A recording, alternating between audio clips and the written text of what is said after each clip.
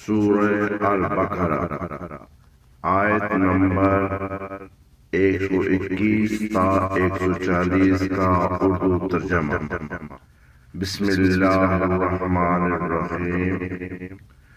جن لوگوں کو ہم نے کتاب دی وہ اسے ایسا پڑھتے ہیں جیسا کہ پڑھنے کا حق ہے، یہی لوگ اس پر ایمان رکھتے ہیں، اور جو اس کا انکار کرتے ہیں وہی نقصان اٹھانے والے ہیں۔ اے بنی اسرائیل، میرے اس انعام کو یاد کرو جو میں نے تم پر کیا، اور میں نے تمہیں سب جہانوں پر فضیلت دی۔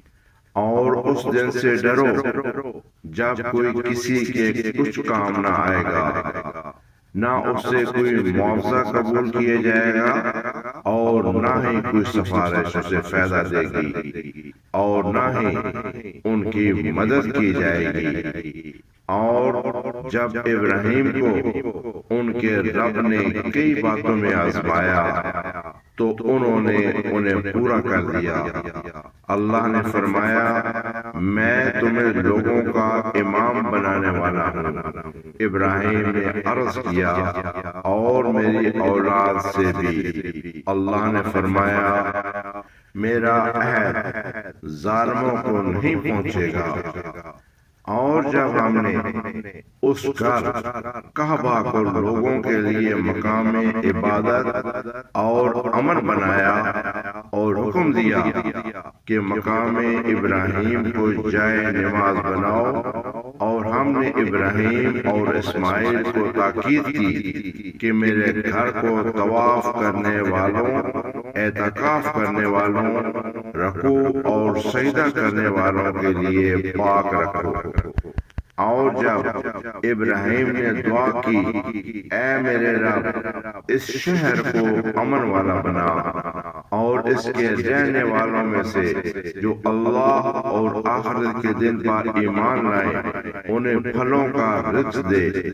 اللہ نے فرمایا، اور جو کفر کرے گا میں اسے بھی تھوڑا فائدہ دوں گا، پھر اسے آگ کے عذاب کی طرف مجبور کر دوں گا، اور وہ بہت بری جگہ ہے۔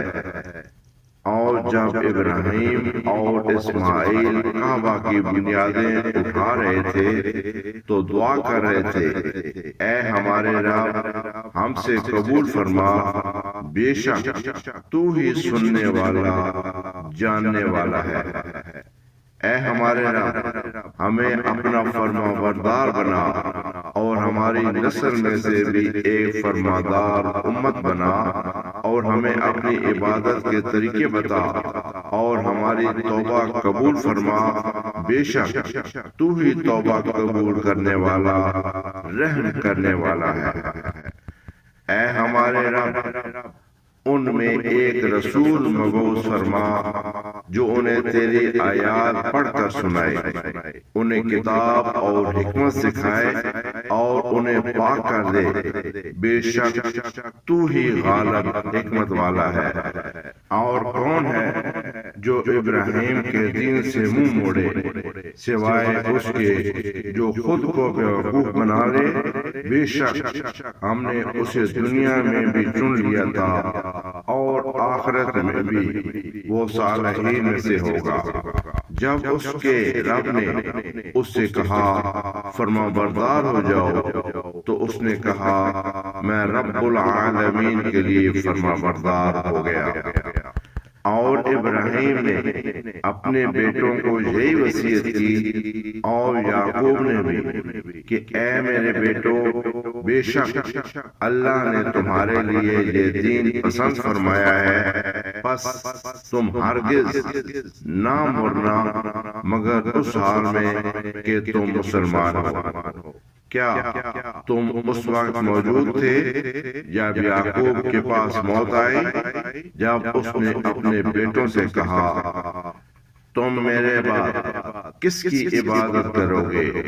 انہوں نے کہا، ہم تیرے معبود اور تیرے باپ دادا ابراہیم، اسماعیل اور اسحاق کے معبود ایک ہی اللہ کی عبادت کریں گے اور ہم اسی کی فرما بردار ہیں۔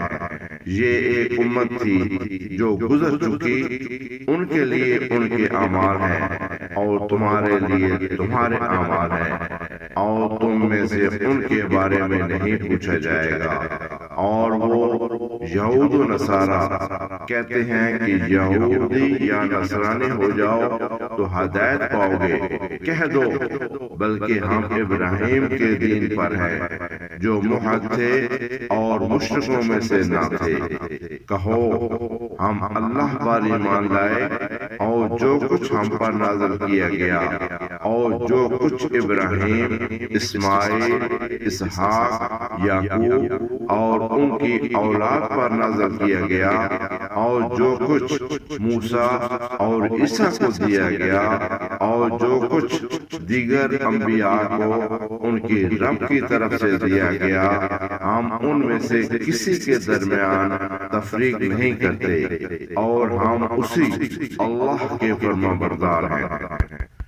پھر اگر وہ بھی اسی طرح ایمان لے آئیں جیسے تم ایمان لائے ہو تو وہ ہدایت پا گئے، اور اگر وہ منہ موڑے تو وہ محض مخالفت میں ہے، بس اللہ ان کے مقابلے میں تمہیں کافی ہوگا اور وہی سننے والا جاننے والا ہے۔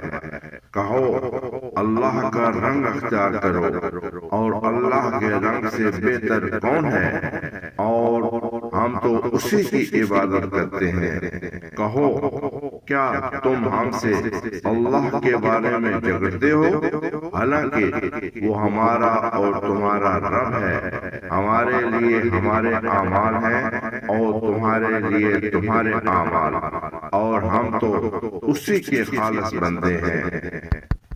یا کیا تم کہتے ہو کہ ابراہیم، اسماعیل، اسحاق، یعقوب اور ان کی اولاد یہودی یا نصرانی تھے؟ کہہ دو کیا تم زیادہ جانتے ہو یا اللہ؟